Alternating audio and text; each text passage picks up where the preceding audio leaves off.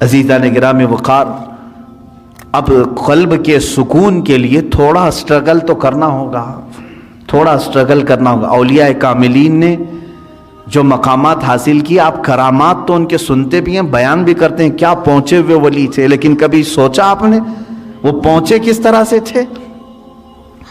ان کی ٹھوکروں میں مردوں کا زندہ کرنا اللہ نے رکھ دیا، ان کو طاقت و قوت اتنی عطا کی کہ اللہ رب العزت نے ان کے لیے پوری کائنات کشادہ کر دی کہ میرے بندے تو جہاں چاہے جس طرح چاہے زندگی گزار، جو تجھے چاہے وہ حاصل کر لے۔ یہ کب ہوتا ہے ان کا مقام؟ میرے عزیزوں، وہ یوں ہی نہیں حاصل کرتے، اپنے آپ کو اللہ کی بارگاہ میں فنا کر دیتے ہیں۔ اسی لیے شاعر نے کہا ہے، مٹا دو اپنی ہستی کو اگر کچھ مرتبہ چاہو، مٹا دو اپنی ہستی کو اگر کچھ مرتبہ چاہو، کہ دانا خاک میں مل کر گلے گلزار بنتا ہے۔ بیج کو کیچڑ میں بونا پڑتا ہے تب جا کر کے پھول اگتے ہیں۔ تم اگر یہ سوچتے ہو کہ میں سارے مرغن غذائیں کھاؤں، بہترین چکن مٹن اور سارے گھی مرغن سب چیزیں کھا کر کے میرے دل کو ذکر کی لذتیں ملیں، مشکل ہے، ایسا مشکل ہے۔ یہ راستہ تھوڑا سا کٹھن ہے۔ میں تصوف کے راستے پر آپ کو کہہ رہا ہوں، کچھ چیزوں کو روکنا ہوگا، صبر کے راستے پر آنا پڑے گا۔ سرکار غوث پاک رضی اللہ تعالیٰ عنہ کی بارگاہ میں ایک بوڑھی خاتون آئی، اپنے بیٹے کو چھوڑ گئی، کہا اس کو اچھا بنائیے، آپ اس کو اچھا بنائیے، اس پر اتنی نظر کیجئے کہ یہ آپ جیسا بن جائے۔ کہا ٹھیک ہے، اس کو چھوڑ جاؤ۔ خانقاہ میں رہنے لگا۔ چند دنوں کے بعد وہ خاتون آئی، دیکھا سرکار غوث پاک رضی اللہ تعالیٰ عنہ گوشت اور روٹی کھا رہے تھے، اور اس بچے کو سوکھی ہوئی روٹی دے کر کونے میں بٹھائے تھے، وہ پانی میں بھگو کر نرم کر کے کھا رہا تھا، اس کے گلے میں چبھ رہی تھی روٹیاں۔ ماں تھی، دیکھ کر کے گھبرائی اور کہا شیخ عبد القادر جیلانی رضی اللہ تعالیٰ عنہ سے، آپ تو بڑا اس کے ساتھ بے انصافی کا معاملہ کر رہے ہیں، نا انصافی کا معاملہ کر رہے ہیں، خود تو آپ گوشت اور روٹی کھا رہے ہیں اور میرے بچے کو سوکھی روٹی جو حلق سے اتر نہیں رہی۔ آپ نے پورا دسترخوان سے جو کچھ بھی تھا کھانے کے بعد اس خاتون کو جواب زبان سے نہیں دیا، وہ جو ہڈیاں جمع تھی سب کو جمع کیا اور اس پر ہاتھ رکھ کر کے کہا قم باذن اللہ، اللہ کے حکم سے اٹھ جا۔ تو وہ جو مرغی ذبح تھی وہ پھر سے زندہ ہوئی۔ بعض اولیاء کاملین کو یہ تصرف دیا گیا ہے، وہ مرغ زندہ ہوا۔ آپ نے اس خاتون سے کہا کہ اے خاتون، جب تیرا بیٹا بھی اس لائق بن جائے تو اسے بھی میں ایسے ہی کھلاؤں گا۔ اس کی تربیت کا زمانہ ہے، اسے آج صبر سکھایا جا رہا ہے۔ میرے عزیزو، آج یہ میرے لیے بھی نصیحت ہے، آپ کے لیے بھی نصیحت ہے۔ ہم اچھے کھانے کھاتے ہیں، لیکن ہفتے میں ایک مرتبہ اپنی زندگی میں ایسا دن بھی رکھو کہ یا تو وہ دن روزے سے ہو جائیں، یا تو پھر اس دن فاقہ اس طرح سے کریں کہ جس کو نفس نہ پسند کرتا وہ چیز ہم کھائیں۔ سوکھے چوڑے ہمارے ہاں ملتے ہیں، ظاہر سی بات ہے اس کو چبانے میں دقت ہوتی ہے۔ اس نفس کو مارنا ہو تو ایک دن ایسا رکھو کہ اسی کو کھا لیں ہم۔ روٹیاں سکھا کر کے رات کو اولیاء کاملین رکھتے تھے صرف اپنے نفس کو مارنے کے لیے۔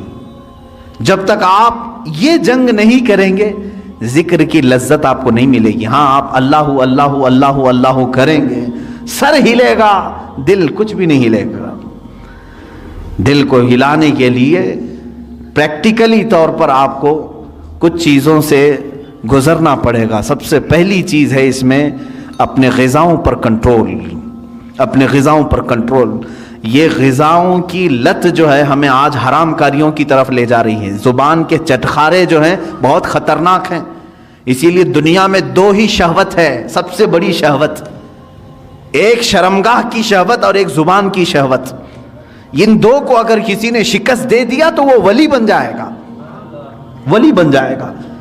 زبان کی شہوت یہ ہمیشہ اس کو جو لذت مل گئی وہی کھانا چاہتی ہے۔ جس کو گوشت کھانے کی لذت میں، گوشت حرام نہیں ہے، حلال ہے، لیکن کوئی اگر اس کا ایڈکٹ ہو گیا کہ بغیر اس کے تو مجھے چلتا ہی نہیں، تو گویا کہ تم گوشت کے غلام ہو، اپنے اوپر کسی چیز کو تم نے لازم کر لیا ہے۔ کچھ چیزیں ایسی ہیں میرے عزیزوں کہ یہ زبان تم سے وہ سب کراتی ہیں۔ اگر ایڈکٹ ہو گئے تھے، بغیر گوشت کے کھا نہیں سکتے تھے، اتفاق سے ایسا وقت آ گیا زندگی میں کہ پیسہ بھی نہیں ہے، کچھ بھی نہیں ہے، گوشت گھر میں نہیں آیا، کیا کریں گے؟ زبان دوسری چیز تو نگلتی نہیں، چوری کریں گے۔ اور کسی ایسی جگہ پر گئے جہاں پر صرف خنزیر کا گوشت مل رہا ہے، وہ بھی کھا لیں گے۔ کھاتے ہوئے میں نے دیکھا ہے ممبئی میں، زبان کا چٹکارا ہے۔ پیزا ملتا ہے، خنزیر کا گوشت ڈال کر کے آدمی بیچ رہا ہے، لوگ خرید رہے ہیں، کھا رہے ہیں۔ نان ویج کھانے کا ایک شوق ہے۔ میرے عزیزوں، کوئی بھی چیز اپنے اوپر اتنی غالب نہ کر لو کہ تم اس کے غلام بن جاؤ اور مجبوری میں تمہیں وہ سب کرنا پڑ جائے۔ ہاں، دنیا سے بقدر ضرورت چیز اٹھاؤ، کسی بھی چیز کو اپنے اوپر حاوی ہونے نہ دو۔ دو بزرگوں کی بات میں بتا کر کے اپنے ذکر کی مجلس شروع کرنے جاتا ہوں۔